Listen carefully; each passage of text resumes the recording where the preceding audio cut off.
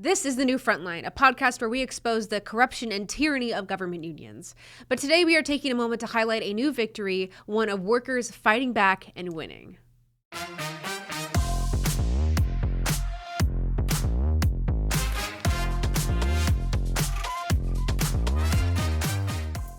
In this episode, we've got breaking news out of Oregon. The teachers in Power School District 31 just became the latest group to cut ties with their state union giant, and they didn't just leave.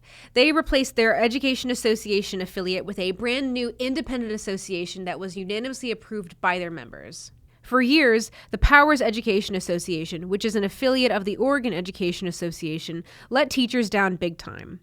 Instead of standing up for educators, the union funneled dues money into divisive politics and made opt-out windows impossible to navigate, which of course forced members to stay. Over the summer, with the help of Freedom Foundation, they launched a decertification campaign and won. Every teacher who voted to oust the OEA affiliate. Today, the Cruiser Educators Association is run by the teachers for the teachers and represents the Powers School District educators. And unlike their old union, this new association isn't draining teacher paychecks with outrageous dues. Teachers had to navigate state-run processes, file petitions, and deal with delays from the union who would ignore its own members outright. This victory, while it did not come easy, it is so important and it has a huge impact going forward. To speak more on this, I invited Freedom Foundation's Oregon Outreach Director to explain this decertification campaign and why it is so critical to fighting for workers' rights going forward.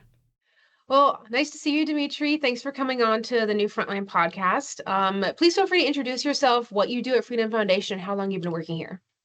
Yeah, it's really good to be here. I appreciate the opportunity to speak about some of the accomplishments we have here in Oregon. My name is Dmitriy Sashcenko. I've been with the foundation just under 5 years, and we've been really doing some really good work here in Oregon. And so for the last couple of years, we've been focused on decertifying some of the unions and working on getting as many teachers out. I also help with the Connecticut outreach. So we've been doing some work there as well. So if any folks have any questions about that, reach out. Awesome. Well, this decertification campaign in Oregon is kind of a big deal. Can you kind of walk me through how this started? Was it a collection of things, or was it one big event that kind of set this on its track? Definitely one big event that's started all this, and our famous Teacher Freedom Summit. The first year we ever did this a couple years back, our very first year, we had Gabe and other teachers from Oregon. We had probably one of the biggest presence there from Oregon at the time, and some of the teachers that left that conference were so inspired, and I've had multiple groups reach out to help decertify their local. Some of them, it was a little bit harder than others. Powers Oregon, Gabe and his team, Taylor and some of the other folks there, they were so excited that they kept on bugging us to make sure we can get this done for them. And luckily we had Allison come on, who was able to help really get this over the line, and really just being there at the conference gave them the courage to step up. So Gabe and Taylor, they've all reached out to me and asked us, hey, what do we need to do to get this done? And the first step is always like, let's look at the contract. When is the actual window to get this done? So that's what we did. We looked that we had plenty of time to get this started, and that pretty much kicked off our campaign to get the teachers together, whoever wanted to spearhead this, lay out how this is going to go. And then if everybody is on board to take on this challenge, then we just go ahead and do it. And that's what we did. And so we had almost a year to plan for this, and it was just kind of one step at a time. Again, Allison was really helpful in making sure we were able to plan everything from the start and then just help guide through starting, helping with forming the Cruiser Education Association, helping with just the planning and executing. So it was really went a lot smoother than probably other campaigns would be. And that's why this was so exciting and fun, because it was such an easy and smooth transition, that it made it really easy for us. And so I encourage others to try, because it's a lot easier than people think. But at the same time, if you are in some areas where it's perhaps bigger district, it might not be as easy. So we're here to help kind of along the way and make sure this happens. Nice. Now, you mentioned Allison. She couldn't be here on this interview today, but what was her role in all of this? I know that you two kind of tag teamed it with doing different things in support of this decertification campaign. Of course, and I gotta also shout out Ben Straka. He was also very critical to make sure this happens. So the three of us, we're doing this. Allison, who is spearheading all of our decertifications in Oregon and the other states. She pretty much, her as an attorney, she knows all of the ins and outs and all the how to start a nonprofit, how to do all the paperwork. So she was kind of behind the scenes, making sure all that is done. And I'm sure I'm not going to be able to remember everything that she's done. It was a lot of work, but she was crucial in making sure this is done. So without Allison, without Ben, this wouldn't have happened. That's awesome. I know we have such a cool and intelligent team here at Freedom Foundation. It's nice to see that everything comes together. And you used the word fun. You said this certification campaign was pretty fun and that there were some positive parts to it. There also, I know there were some challenges, though. What were the biggest challenges that teachers faced or that maybe you guys even faced along this journey? Probably the biggest challenge is just making sure getting everybody on the same page and on board. Because it was a smaller group, it was a lot easier. But just because it's a small group doesn't mean it's going to be easy. So again, we were able to collect everybody that were on board. Then those who were there at the meeting, they went and spread this message to the other members that were that were ready to do this. So just that communication is probably the biggest challenge, and making sure everybody understands what this is going to look like. And really, there's a lot of disinformation out there. What's going to happen? What people are going to lose. And so the union tries to push a lot of these fear tactics to make sure that this doesn't happen. So a lot of it is just to make sure those questions are answered and people understand that really they're not going to be losing much. They're actually going to be gaining. And I know we have some other questions that we're going to talk about, some of the positives and some of the outcomes of this. So I'll leave you to that. Yeah, awesome. So we know that with Oregon, with unions, Oregon law makes it difficult or easy for unions to kind of get in and harder for workers to get out. You said that there was communication that dispelling the fear and dispelling the rumors that unions would push was kind of a big deal. How did the powers teachers overcome this, especially? I mean, you did mention a little bit communication, but what were other ways that the teachers banded together to help spread the information and dispel misinformation that was being put out by the union?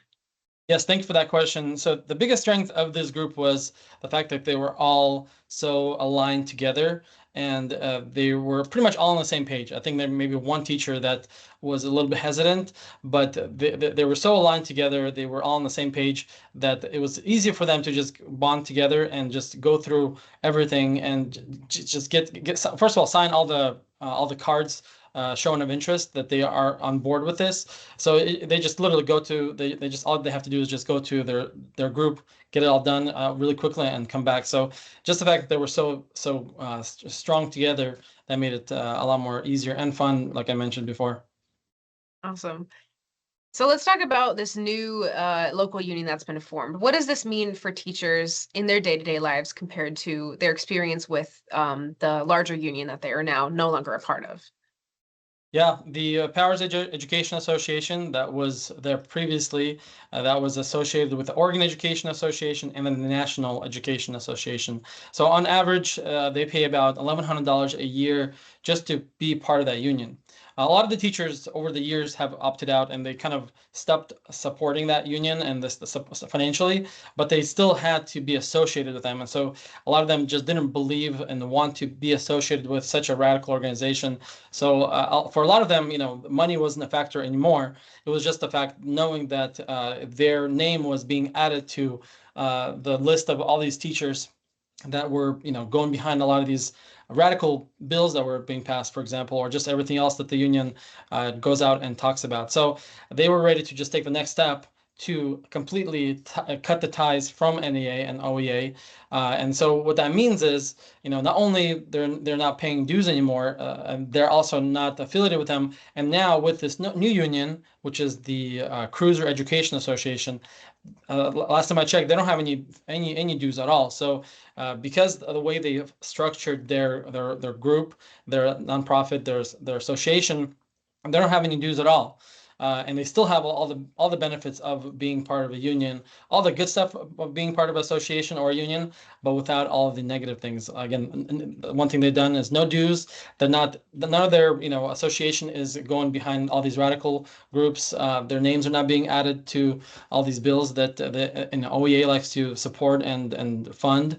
So that's probably one of the biggest things. They're not they're not being tied to all these radical things that unfortunately all the teachers across Oregon are forced to, even if they're not paying dues.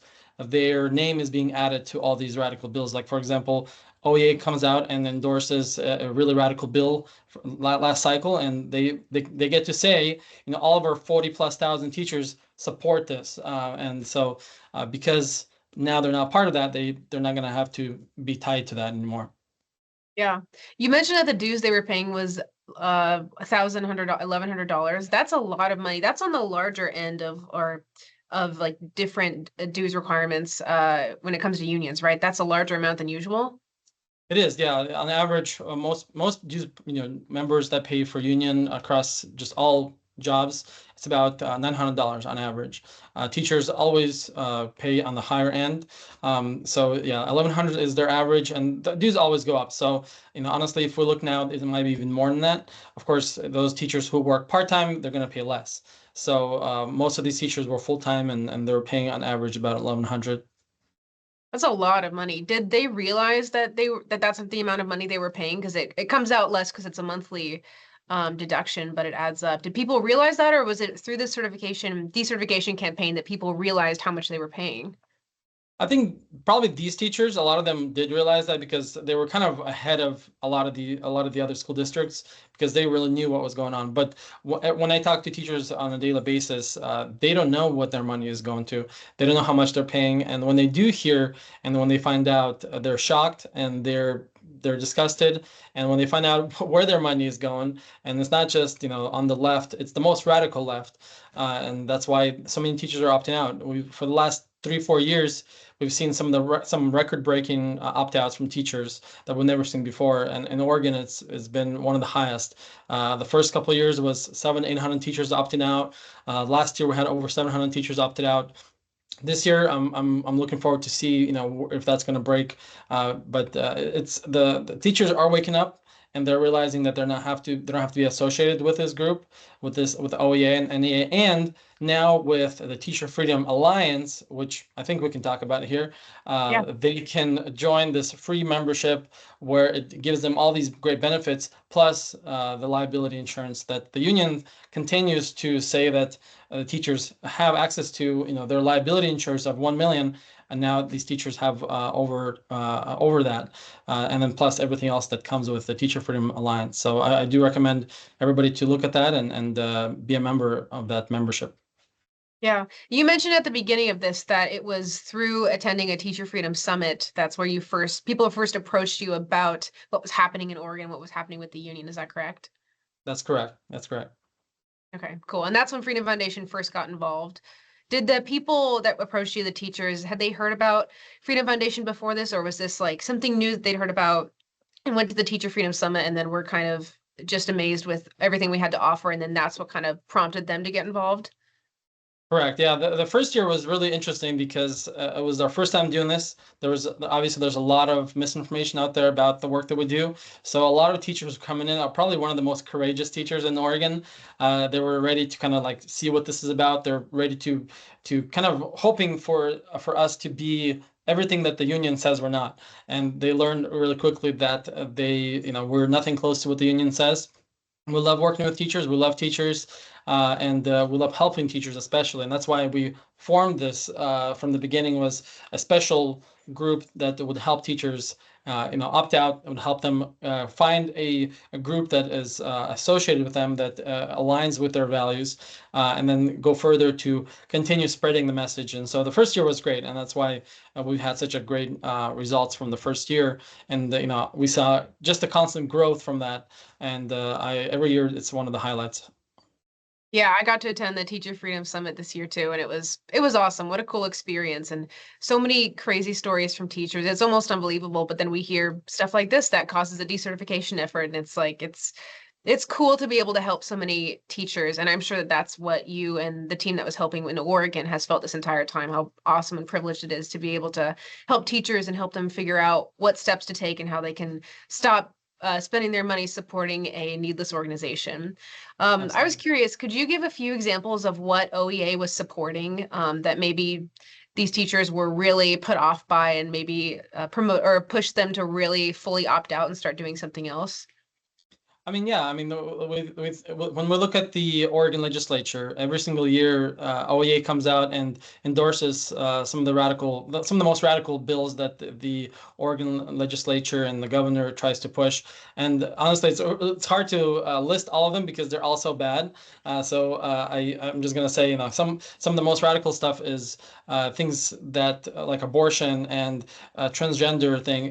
That's everything that the union, everything you can think of that is the furthest to the left. That's what these unions support, unfortunately, and that's why we've seen such a rise in opt-outs for teachers and really everybody all across the board and throughout the nation as well. Oregon seems to be spearheading a lot of this radical stuff and in Washington, California, but a lot of times we see some crazy stuff come out of Oregon first. So that's why I love working, and doing this work. And Oregon is a great state, but unfortunately, we have to continue this fight. Yeah. So speaking of like continuing this fight, tell me where we're at. You updated a little bit at the beginning, but tell me about where we're at in this sort of decertification effort, and especially with the formation of the new union. I believe everything has been kind of buttoned up and everything's kind of finished, if you will. But where are we at right now? What next steps are there to be taken, and how much more is Freedom Foundation involved with this? Yeah, for sure. So everything has been buttoned up. It's official now.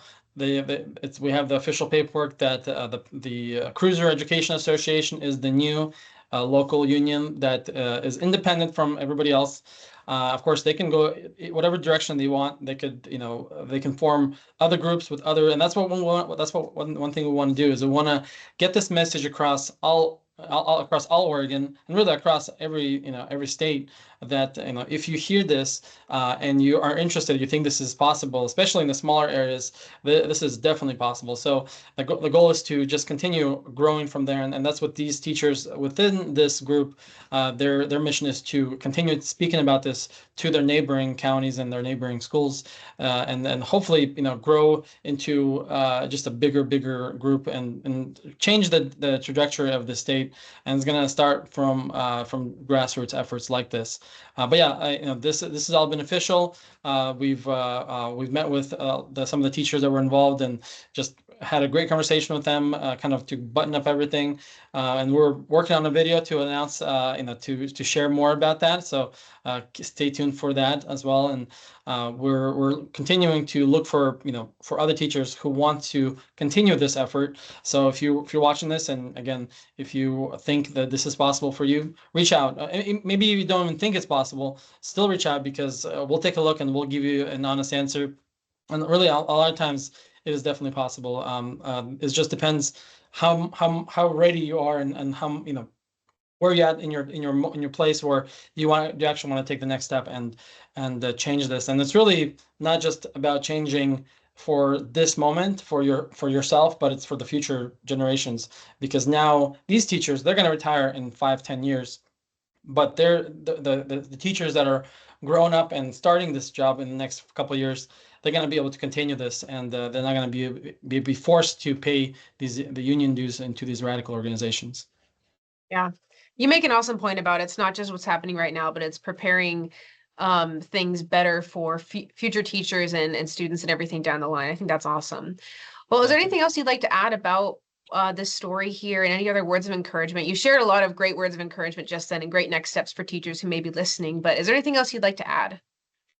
The one thing I always tell teachers, you're not alone. A lot of teachers I talk to, a lot of public employees I talk to, and our viewers are broad, and it's not just teachers, but I'm speaking to teachers right now. But if you're not just a teacher, you're somewhere else. Just remember, you're not alone. there's thousands and thousands of other people who are on the same page as you. The union wants to make you believe that you're by yourself and you're the only one that wants to opt out. You're the only one that thinks this way, but you're not alone. Reach out to us. We'll be able to connect you with like-minded individuals from your area, and we'll be able to form this this movement and grow it bigger and bigger.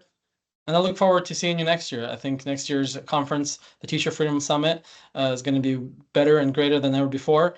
And it's just the beginning. I think that we're just starting this work, and I'm looking forward to see where this leads. And I think we can actually, change some things. Awesome. Well, thank you so much for joining me on the podcast today, Dmitry. I'll see you next time. Hopefully I'll have you on again sometime soon to talk about another great decertification effort in another state. Absolutely. Yeah. And there's a lot of stuff happening, a lot of good work being done all across the United States. And I think people will be excited to see what's coming. Awesome. Thanks, Dmitry. Thank you.